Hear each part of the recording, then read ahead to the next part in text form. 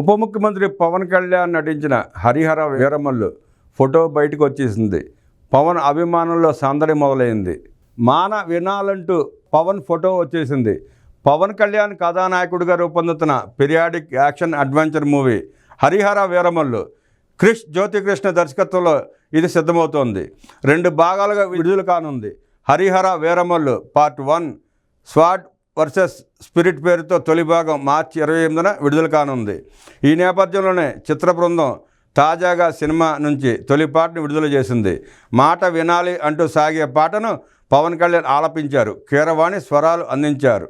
పవన్ అభిమానులు మార్చి 28 వరకు టైం ఉందండి. ఇప్పటి నుంచి అలవాటు చేయబాకండి sir. Best of luck Harihara Veeramallu. సంక్రాంతికి వచ్చాం, మీరందరూ బాగా నన్ను ఆదరించారు అంటున్నారు వెంకీమామ. సంక్రాంతికి వస్తున్నాంతో మంచి హిట్ను అందుకున్నారు స్టార్ హీరో వెంకటేష్.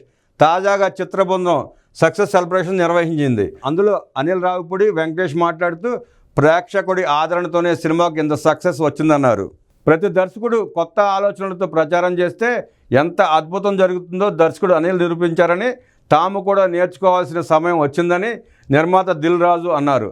నిర్మాతలో ఒకరైన శిరీష్ మాట్లాడుతూ పెద్ద విజయాన్ని అందించిన తెలుగు ప్రేక్షకులకు ధన్యవాదాలు తెలిపారు. ఈ సినిమా మీ మొత్తం సమస్య పరిష్కరిస్తుంది అని అనిల్ అంటూ ఉండేవాడు.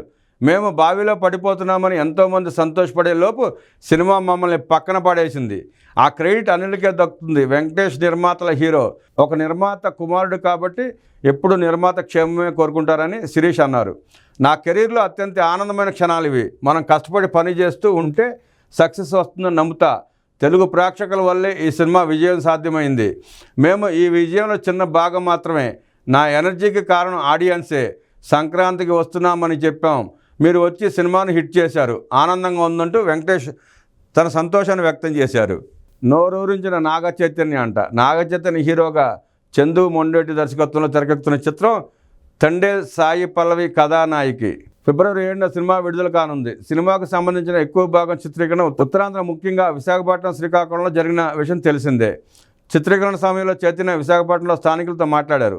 వారి స్టైల్లోనే చేపల పులుసు చేసి పెడతారని మాట ఇచ్చారు. ఇచ్చిన మాట ప్రకారం ఒకరోజు చేపల పులుసు వండి అక్కడ వారికి వడ్డించారు నాగ చైతన్య.